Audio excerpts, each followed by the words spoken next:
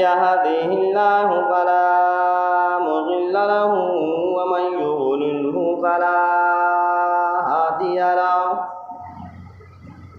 व नशहदु अल्ला इलाहा इल्लल्लाहु वहदहु ला शरीका लहु व नशहदु अन्न सय्यिदना व सनदना व शफीअना व हबीबना व नबियना व मुर्शिदना व मौलाना मुहम्मदन अब्दुहु व रसूलुहु सल्लल्लाहु अलैहि व अला आलिहि व अस्हाबिहि व अज़वाजिहि व ज़ुर्रिय्यातिहि व बारक व सल्लम तस्लीमन कसीरा अम्मा बाद अऊज़ु बिल्लाहि मिनश शैतानिर रजीम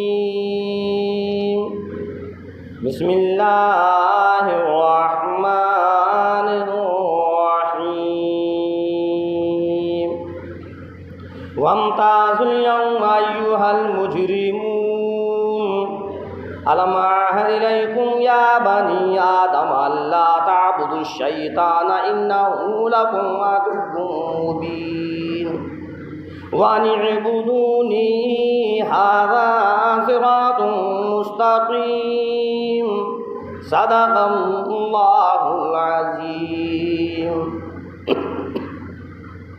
अल्लाहुम्मा सल्लि अला मुहम्मद व अला आलि मुहम्मद कमा सल्लैता अला इब्राहीम व अला आलि इब्राहीम इन्नका हमीदुम मजीद।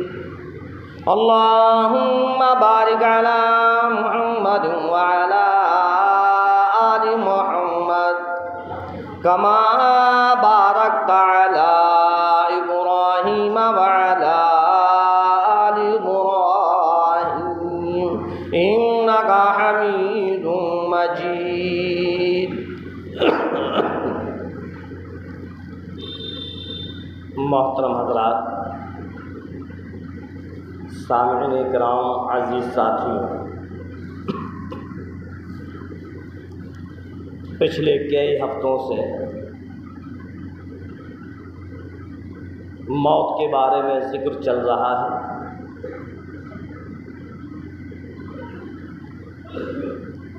इससे पहले हफ्ते के अंदर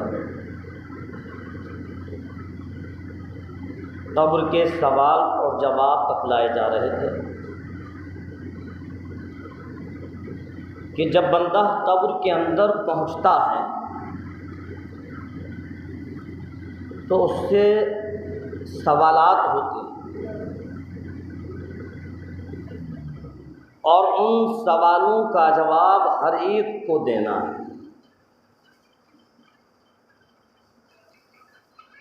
3 सवाल हैं और तीनों सवालों के जवाब देना है। ईमान वाला हो, गैर ईमान वाला हो, यहूदी हो, नसारा हो, कहीं का भी रहने वाला हो, हर एक को अल्लाह का फर्माबरदार है, अल्लाह का नाफरमान है, हर एक को उसके सवाल के जवाब देना है। बतलाया था मैंने, मर रब्बुका, मा दीनुका, ये 2 सवाल मैंने पिछले जुमे को बतलाए थे कि तेरा रब कौन है, तेरा दीन क्या है, किस दीन पर चलता था, किस तरीक़े पर चलता था। आज हम दुनिया के अंदर इतने उलझ गए कि ना आखिरत की फ़िक्र है और ना कब्र की फ़िक्र है।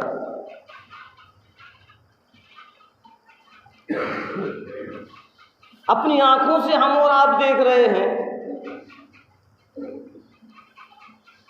कि लोग आए दिन दुनिया को छोड़ रहे हैं, कब्र के अंदर जा रहे हैं। हम और आप खुद अपने हाथों से कब्रों के अंदर उतार रहे हैं, उन पर मिट्टी डाल रहे हैं, अपने हाथों से नहला रहे हैं, कफना रहे हैं, लेकिन फिर भी हमारी समझ में नहीं आ रही। फिर भी हम अपने बुरे अमलों को छोड़ नहीं रहे, फिर भी हम अपने मुआशरे को नहीं संभाल रहे। आज मुसलमान के घरों के हालात को देखो, आज ये 15वीं सदी के मुसलमान के मुआशरे को देखो।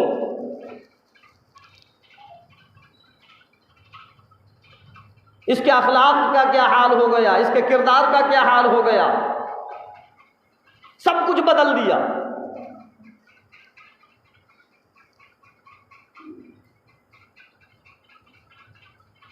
गैरों का तरीका अपनी जिंदगी के अंदर ले आया। जिस तरीके से गैर कर रहे हैं उसी तरीके से आज 15वीं सदी का मुसलमान करने लगा। जर्रा बराबर भी उसको आखिरत की फिक्र नहीं, उसको कब्र की फिक्र नहीं।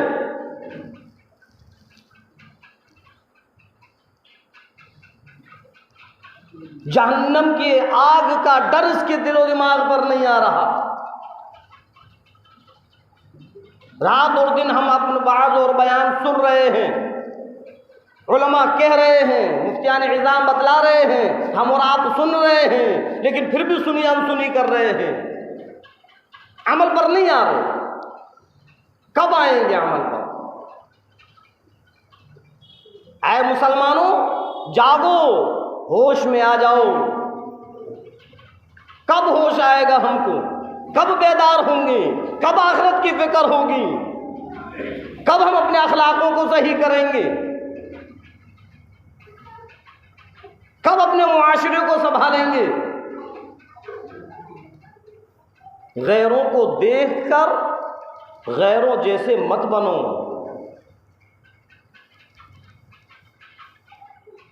हमें जो देखना है वो नबी करीम सल्लल्लाहु अलैहि वसल्लम की सीरत को देखना है। हमको देखना है सहाबा कराम के तरीक़े को देखना है। गैरों को मत देखो, यहूदी नसाराओं को मत देखो। बस उन पर हमने नज़र डाली कि वो ऐसा कर रहे हैं, लाओ हम भी ऐसा करने लगे। नहीं, उनकी मंजिल अलग है और ऐ मुसलमान तेरी मंजिल अलग है। क्यों उन पर नजर डालता है और उनके तरीकों को अपनी जिंदगी में लाकर क्यों अपनी जिंदगी को बर्बाद कर रहा है? अल्लाह के रसूल इमामुल अंबिया महबूबे किबरिया मदनी करीम सल्लल्लाहु अलैहि वसल्लम का फरमान है, परवरदिगार आलम ने ये दुनिया ईमान वाले के लिए कैद खाना बनाया और उन कुफ्फार के लिए, उन मुशरिकीन के लिए, उन यहूदी और नसाराओं के लिए जन्नतें।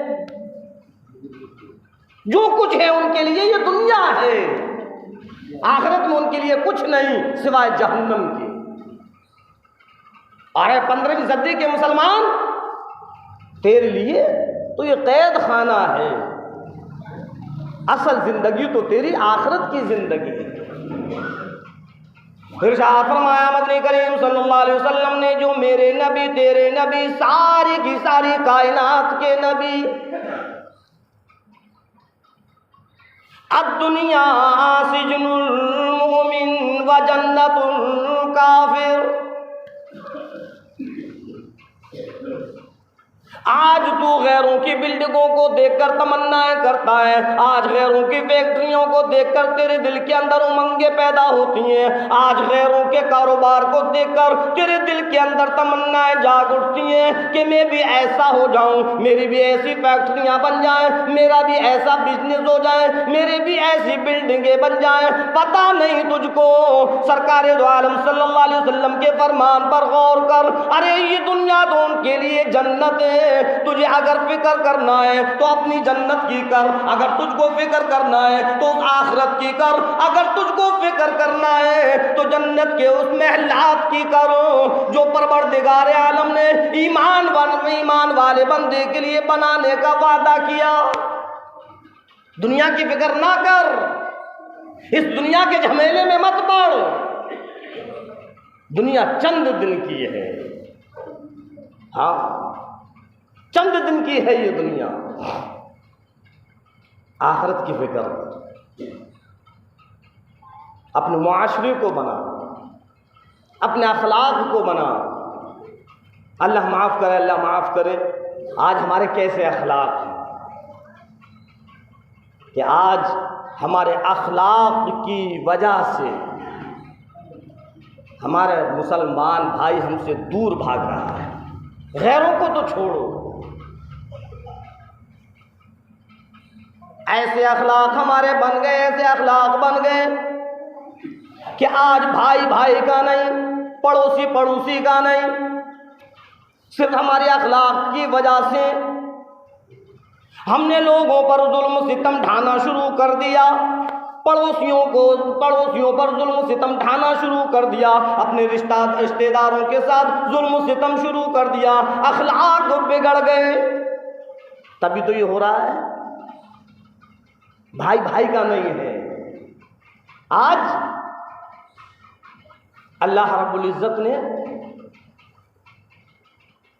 मियाँ और बीवी का, शौहर और बीवी का एक ऐसा रिश्ता बनाया है, एक ऐसा रिश्ता बनाया है कि शौहर बीवी के बगैर अधूरा लगता है और बीवी शौहर के बगैर अधूरी है।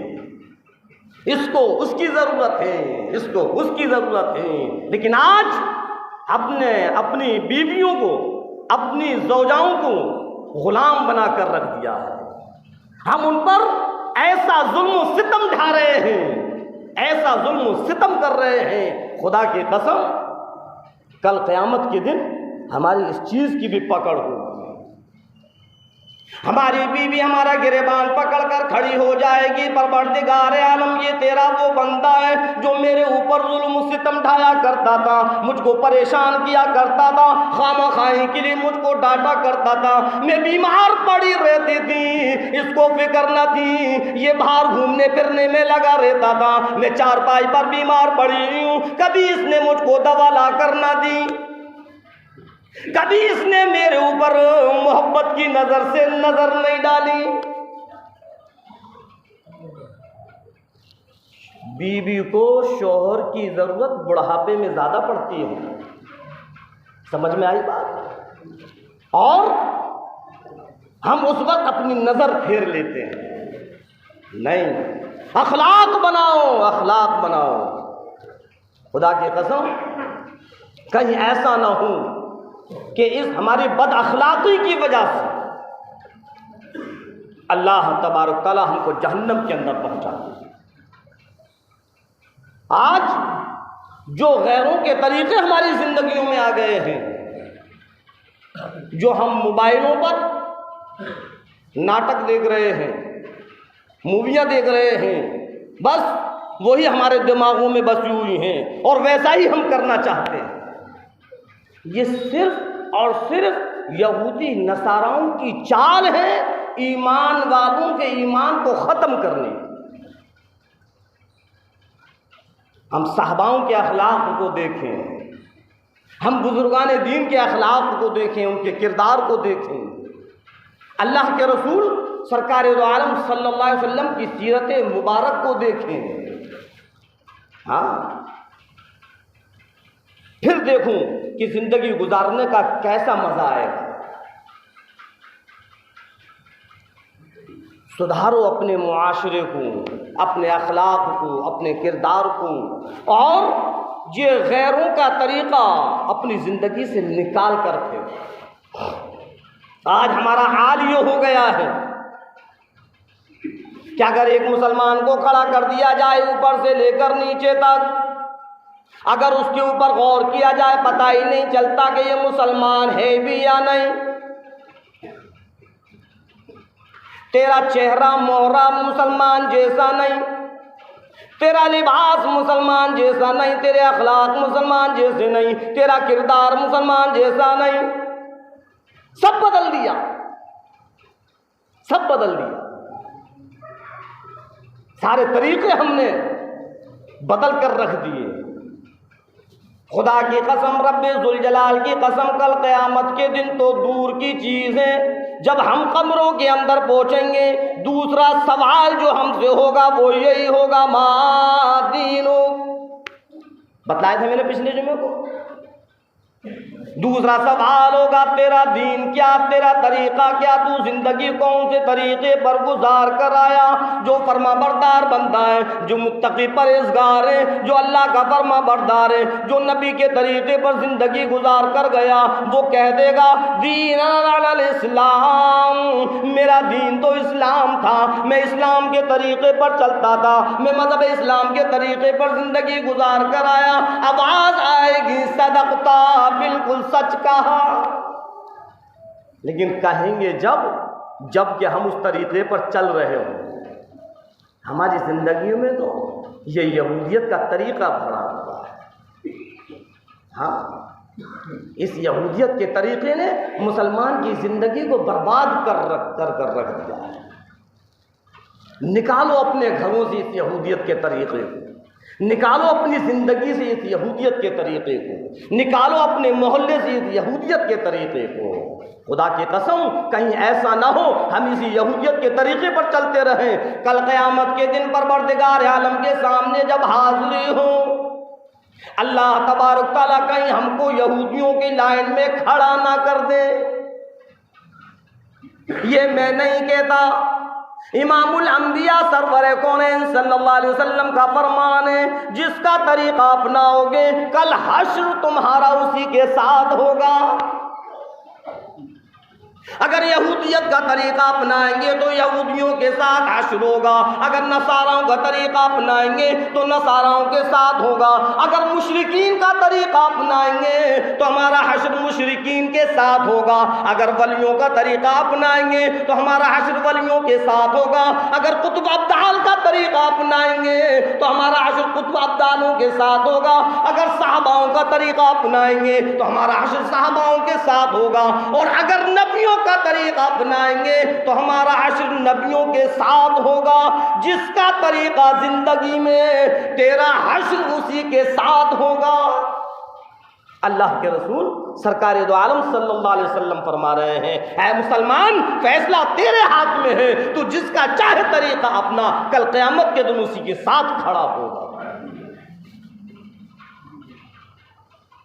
आज नहीं छूटता हमसे बफर सिस्टम का तरीका, आज नहीं छूटता हमसे बर्थडे पार्टी का तरीका।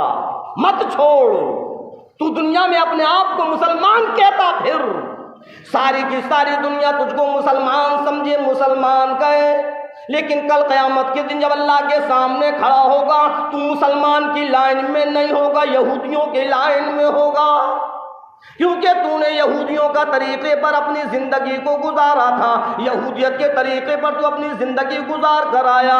यहूदियत का तरीका तेरी ज़िंदगी मेरा, तेरा हश्र भी यहूदियों के साथ होगा। हाय हाय, क्या फ़ायदा ज़रा से इस बर्थडे के चक्कर में पड़कर, बफर सिस्टम के चक्कर में पड़कर हमारा हश्र यहूदियों के साथ हो जाए। क्या हम इस चीज़ को गवारा करेंगे? क्या हम इस चीज़ को बर्दाश्त करेंगे? समझ में नहीं आ रही भाई, हमारे नहीं समझ में आ रही। जागो जागो, होश में आ जाओ। दुनिया चंद दिन की है, आखिरत की फिक्र करो, कब्र की फिक्र करो। हाँ, ऐसा काम मत करो जिससे कि परवरदिगार भी नाराज़ हो, अल्लाह भी नाराज़ हो, और फिर हमारा जहन्नम के अंदर ठिकाना बन जाए। ऐसा काम मत करो। खुदा की कसम, दुनिया की ज़िंदगी जैसी भी है गुजर जाएगी। जो अमीर है वो भी रोटी खा रहा है, जो गरीब है वो भी रोटी खा रहा है। फिर अगर हम चाहें तो इस रोटी को हलाल तरीके से खा लें, अगर चाहें तो इस रोटी को हराम तरीके से खा लें। अगर हम हराम कर कर इस रोटी को खाएंगे तो फिर जहन्नम में जाएंगे, और अगर हलाल तरीके से रोटी खाएंगे तो जन्नत में जाएंगे। ऐ मुसलमान, फैसला तेरे हाथ में है। सरकार दो आलम सल्लल्लाहु अलैहि वसल्लम ने दोनों तरीके बतला दिए कि देखो ये जहन्नम की तरफ जाता है और ये जन्नत की तरफ जाता है। आज आंखें नहीं खुल रही हमारी, अभी समझ में नहीं आ रहा हमारे। जो ब्याज में लगा हुआ है वो ब्याज में लगा हुआ है, जो रिश्वतों में लगा हुआ वो रिश्वतें समेटने में लगा हुआ है, जो सट्टे में लगा हुआ है वो सट्टे की पर्चियों को बनाने में लगा हुआ है, सट्टा लगाने में लगा हुआ है। कब तक लगाएगा, कब तक लगाएगा? और ये दुनिया भर की दौलत जो तू इकट्ठी कर रहा है, क्या तू अपने साथ ले जाएगा? क्यों अपनी आखिरत को बर्बाद कर रहा है? क्यों तेरी समझ में नहीं आ रही? जिंदगी अल्लाह ने जो दुनिया के अंदर दी है, ये जिंदगी हर एक को जीना है, और जितना परवरदिगार में तकदीर में रखा है, जो लिख रखा है, वो उसको मिलना है। हे अल्लाह के बंदे, कब तेरी समझ में आएगी? तेरी तकदीर का तुझको मिलेगा। हराम तरीके से मत ले, अल्लाह तुझको हलाल तरीके से दे। अल्लाह का फैसला नियतों पर होता है, जैसी नियत होती है अल्लाह के फैसले वैसे ही हो जाते हैं। अल्लाह रब्बुल इज्जत फरमाता हूँ, मेरे बंदे चल, अगर तूने अपनी नियत हराम तरीके से कर ली, खिलाने वाला मैं हूँ, देने वाला मैं हूँ। अगर तू हराम तरीके से लेने पर उतर आया तो चल, मैं तुझको इसी तरीके से देता हूँ। अगर तू हलाल तरीके से लेने की नियत करता, मेरी किबरियाई की कसम, मैं तुझको हलाल तरीके से खिलाता। तौबाएं करो, शर्म करो। ऐ मेरे नौजवानों, ऐ मुसलमानों, ऐ मेरी माँ और बहनों, तौबाएं करो इन सट्टे की पर्चियों से, इन सट्टे के नंबरों से तौबाएं करो। 15वीं सदी के मुसलमानों, ये सूद और ब्याज के कारोबार से, ये रिश्वत बटोरने से बाहर आ जाओ, वरना ये सारी की सारी चर्बी कल क़यामत के दिन मैदान हश्र में पिघल जाएगी, जहन्नम में पिघल जाएगी। बचाने वाला तुझको कोई नहीं। कब होश में आएंगे? कब समझ में आएगी हमारे? उलमा इकराम समझा कर थक गए, लेकिन फिर भी हमारी समझ में नहीं आ रहा। मैंने बताया कि दूसरा जो परवरदिगार आलम फरिश्तों से कहेगा, फरिश्तों इनसे सवालात करो, फरिश्ते सवाल करेंगे कब्र के अंदर। दूसरा जो सवाल होगा वो यही होगा कि तू अपनी जिंदगी किस तरीके पर गुजार कर आया। क्या कब्र के अंदर तू अपने सवाल का जवाब ये देगा, मैं तो जिंदगी भर सट्टा लगाता रहा, मैं तो सूद ब्याज लेता रहा, मैं तो हराम खोरी करता रहा, मैंने अपनी जिंदगी को हराम खोरी में गुजारा, चोरी डकैती में गुजारा, सट्टेबाजी में गुजारा। क्या जवाब देगा? समझ में नहीं आ रही बात। होश में आओ।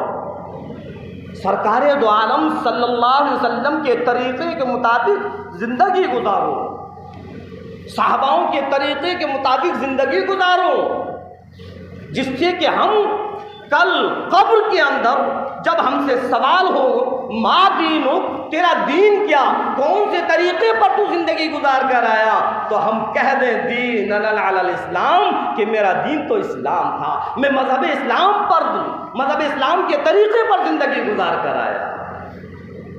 हाँ, इरशाद फरमाया मदनी करीम सल्लल्लाहु अलैहि वसल्लम ने, तीसरा सवाल होगा, अल्लाह के रसूल इमामुल अंबिया सरवर कौनैन सल्लल्लाहु अलैहि वसल्लम की तशबीह मुबारक दिखलाकर पूछा जाएगा, मन हाज़र रजुल, क्या तू इस मर्द को पहचानता है, क्या तू इस मर्द को जानता है जो नेक लोग हैं, फरमा बरदार हैं, मुत्तकी परहेज़गार हैं? जवाब दे देंगे, अरे ये तो हमारे प्यारे हबीब सरकारे दो आलम सल्लल्लाहु अलैहि वसल्लम है।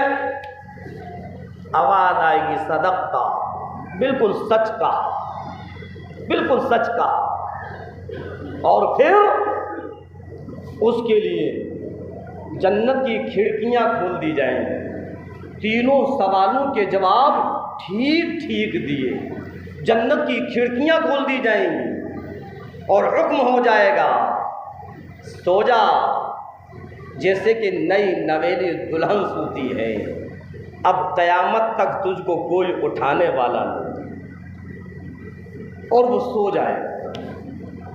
अब जो गुनहगार हैं, जो अल्लाह के नाफरमान हैं, रात और दिन दुनिया के अंदर हराम खोरियों में, हराम मालों में, जिनाकारियों में, चोरी डकैती में, शराब खोरी में ज़िंदगी गुजार कर गए, अल्लाह की नाफरमानी कर गए, अल्लाह के नबी सरकार दो आलम सल्लल्लाहु अलैहि वसल्लम के तरीक़े से हटकर गैरों के तरीक़े पर अपनी ज़िंदगी को गुजार कर गए।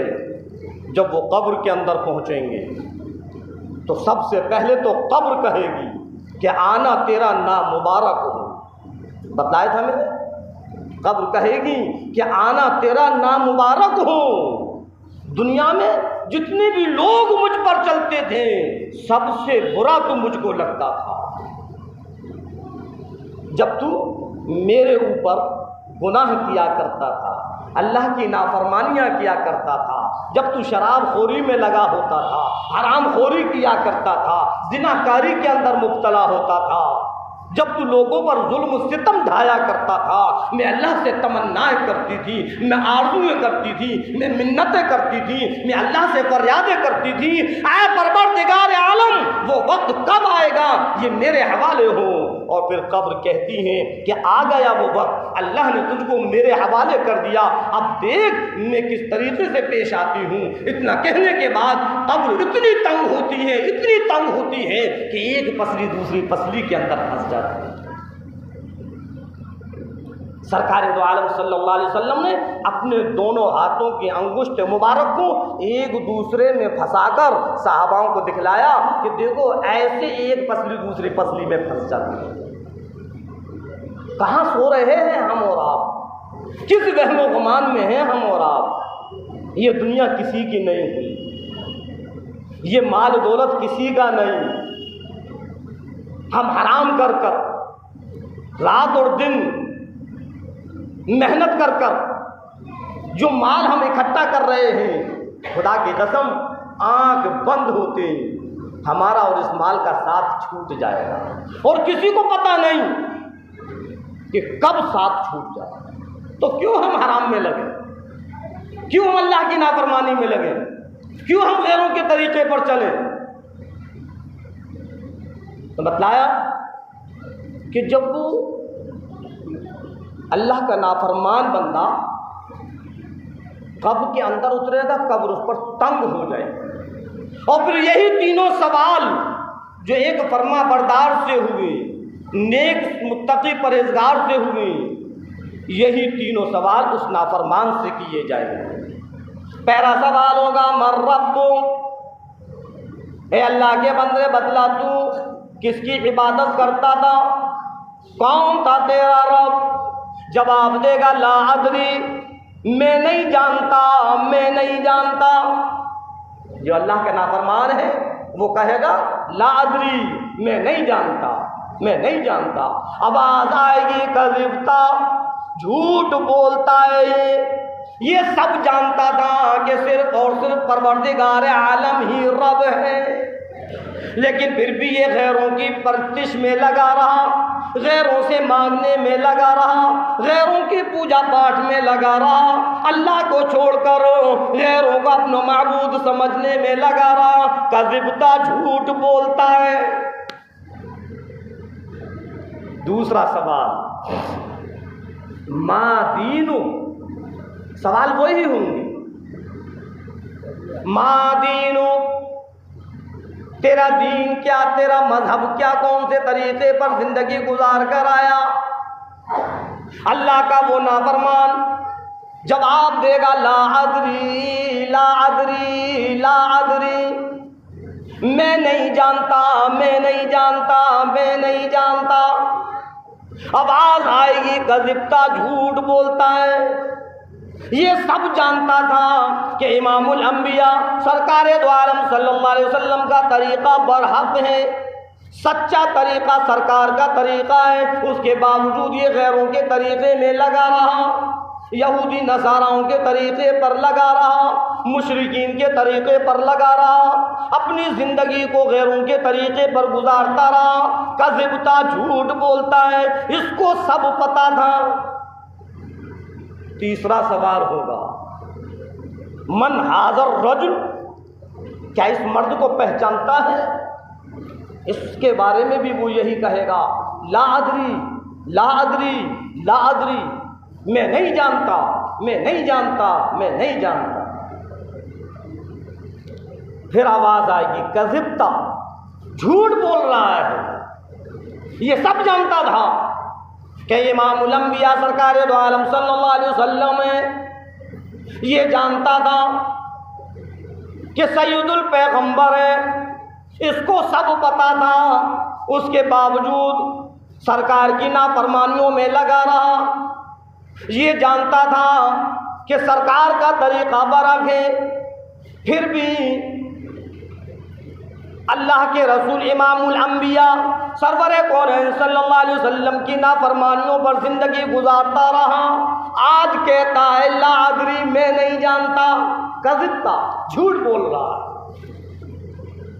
ये तीनों सवालों के जवाब होने के बाद अब जो फरमाबरदार बंदा था उसके लिए कहा कि अब क़यामत तक तुझको कोई उठाने वाला नहीं, सो जा और इस पर अज़ाब मुसल्लत हो जाएगा और क़यामत तक ये अज़ाब के अंदर गिरफ्तार रहेगा। हाँ, आज बड़ी बेफिक्री से जो हम नमाज़ों को छोड़ देते हैं, पढ़ ली नहीं तो यूं ही गाड़ी चल रही है, अज़ान की आवाज़ सुनकर भी हम सुनी अनसुनी कर देते हैं। खुदा की कसम, अल्लाह तबारक ताला उस कब्र के अंदर एक ऐसा अज़दहा मुसल्लत करेगा जो जब उस इंसान को, उस मुर्दे को जब वो डसेगा तो मुर्दा 70 हाथ ज़मीन के अंदर धंस जाएगा। कितना ख़तरनाक होगा। और वो क्या कहेगा कि मैं तुझको फजर से लेकर ज़ोहर तक इसी तरीक़े से मारता रहूँगा, और अगर तूने ज़ोहर की नमाज़ पढ़ ली तो ठीक, वरना ज़ोहर से लेकर असर तक, असर की पढ़ ली तो ठीक है, बच जाएगा, वरना असर से लेकर मगरिब तक, और अगर तूने मगरिब की भी नहीं पढ़ी तो मगरिब से लेकर इशा तक, अगर तूने इशा की नमाज़ पढ़ ली तो ठीक है, वरना इशा से लेकर फजर तक, इसी तरीके से पिटाई होती रही। हंसी खेल नहीं है कब्र के हालात, अभी हमको पता नहीं है।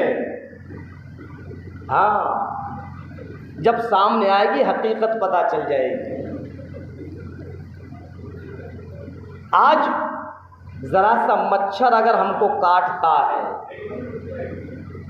तो हमको तकलीफ़ होती है, कभी इधर से भगाते हैं, कभी इधर से भगाते हैं, कभी लोशन लगाते हैं, कभी मच्छरदानियाँ लगाते हैं कि इसके काटने से बच जाए। और अगर कोई कीड़ा काट ले तो घर वाले भी परेशान हो जाते हैं, रिश्तेदार भी परेशान हो जाते हैं, मोहल्ले वाले भी परेशान हो जाते हैं। कभी हमने उस अजदहे की फिक्र की जिस वक्त वो काटेगा, डसेगा, 70 हाथ मुर्दा ज़मीन के अंदर धंसेगा, और सिर्फ किस लिए? वो अज़ाब किस लिए होगा? नमाज ना पढ़ने पर। फजर की नमाज नहीं पढ़ी, फजर से लेकर ज़ोहर तक, ज़ोहर नहीं पढ़ी, ज़ोहर से लेकर असर तक, असर नहीं पढ़ी, असर से मगरिब तक, और मगरिब नहीं पढ़ी तो मगरिब से इशा तक, और इशा भी नहीं पढ़ी तो इशा से फजर तक, क़यामत तक इसी तरीके से चलता रहे। आज अल्हम्दुलिल्लाह हमारा हाल तो ये है, ना फजर का पता, ना असर का पता, ना ज़ोहर का पता, ना मगरिब इशा का पता। बस सुबह उठे, आँख मलते हुए बुरुश किया, नाश्ता किया और अपने काम पर निकल गए। कब अजान हुई, कब नमाज हुई, कोई पता नहीं। ज़ोहर बैठे बैठे हमने निकाल दी, असर कारोबार में हमने निकाल दी, मगरिब भी निकल गई। और जब वो मगरिब के बाद भी अगर उसका काम बंद हो गया, असर के बाद बंद हो गया, तो फिर अरे इतनी थकावट हो गई कि अब क्या पढ़े नमाज, लेट गया। लेट जा, मत पढ़ तू नमाज। लेकिन कब्र के अंदर जब वो अज़दहा डसेगा, जब तू सोचेगा कि काश मैं नमाज पढ़। ये हैं कब्र के हालात। समझ में आया? अभी हमारी समझ में नहीं आता। ये तो कब्र के हालात हैं। और फिर कब तक ये कब्र के हालात रहेंगे, कब तक ये अज़ाब रहेगा? जब तक क़यामत नहीं आएगी। और क़यामत आने के बाद सारे के सारे फिर अपने कब्रों से उठेंगे और फिर इला रब्बिहिम यंसिरून, अपने रब की तरफ चलेंगे और फिर वहाँ हिसाब व किताब होगा। ये तो सिर्फ कब्र के सवाल जवाब थे। अब असल हिसाब व किताब मैदान हश्र में होगा। बड़ा खतरनाक मंजर होगा।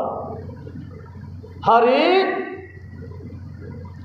अपने अपने बारे में सोचो विचार में पड़ा होगा कि न मालूम आज हमारा फैसला जन्नत का हो जाए या जहन्नम का, कोई पता नहीं। और हर एक के ऊपर अल्लाह का खौफ होगा, अल्लाह का डर होगा। हमारा आपका क्या कहना, अल्लाह के खौफ का, अल्लाह के डर का ये आलम होगा। बड़े बड़े अल्लाह वाले कुतुब अब्दाल पैगंबर नबी अल्लाह के खौफ से थर थर कांपेंगे। हम और आपका क्या हाल होगा? नबियों का हाल ये, वलियों का हाल ये, सहाबाओं का हाल ये।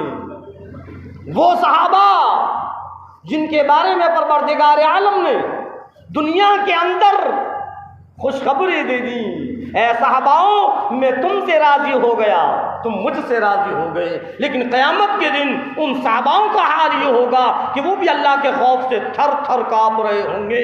न मालूम आज परवरदिगार आलम का फैसला क्या हो जाए। वो सिद्दीक़ अकबर जिनका हाल ये है कि अल्लाह फरिश्तों को हुक्म देता है, ऐ फरिश्तों आज अपना लिबास वो लिबास बना लो जो मेरे सिद्दीक़ का लिबास है।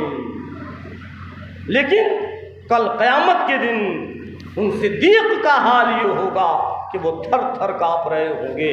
उमर फारूक रज़ी अल्लाह तआला अन्हु, वो सहाबा किराम जिनके बारे में सरकार दो आलम सल्लल्लाहु अलैहि वसल्लम ने फरमा दिया कि अगर एक की भी इत्तिबा कर लोगे कि राह रास्त पर आ जाओगे। मेरे सारे के सारे सहाबा ईमान की कसौटी हैं, एक की भी इत्तिबा कर लोगे राह रास्त पर आ जाओगे। खुदा की कसम कल क़यामत के दिन मैदान हश्र में वो सहाबा भी, नबी भी, पैगंबर भी, वली भी, कुतुब अब्दाल भी, हर एक का हाल ये होगा कि वो थर थर काँप रहे होंगे। हम और आपका क्या हाल है? कभी सोचा है? कदम कदम पर गुनाह है। कुछ गुनाह तो ऐसे हो जाते हैं जो हमको पता भी नहीं चलता। इसलिए हर वक्त अल्लाह से तौबाएं करनी चाहिए, हर वक्त अल्लाह से तौबाएं करनी चाहिए।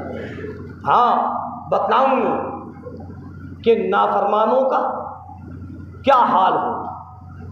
ये तो अंबिया, पैगंबर, वली वो अल्लाह के खौफ से थर थर काँप रहे हैं। और जो अल्लाह के नाफरमान हैं उनका क्या हाल होगा? अल्लाह के रसूल सरकार दो आलम सल्लल्लाहु अलैहि वसल्लम ने फरमाया कि वहाँ सारे के सारे बरहना होंगे। जैसा जब वो दुनिया के अंदर आता है कोई कपड़ा उसके ऊपर नहीं, तो जब वो मैदान क़यामत में होगा तो इसी हाल में होगा, बस सिर्फ उसके नाम अमाल उसके साथ। हज़रत आयशा सिद्दीक़ा रज़ी अल्लाह तआला अन्हा ने फरमाया, ए अल्लाह के नबी सब बरहना होंगे कि हाँ सब बरहना होंगे। ए अल्लाह के नबी, तो एक दूसरे को देखकर किसी को शर्म नहीं आएगी? अल्लाह के रसूल सरकार दो आलम सल्लल्लाहु अलैहि वसल्लम ने फरमाया, आयशा वहाँ एक दूसरे को देखने की फुर्सत कहाँ होगी?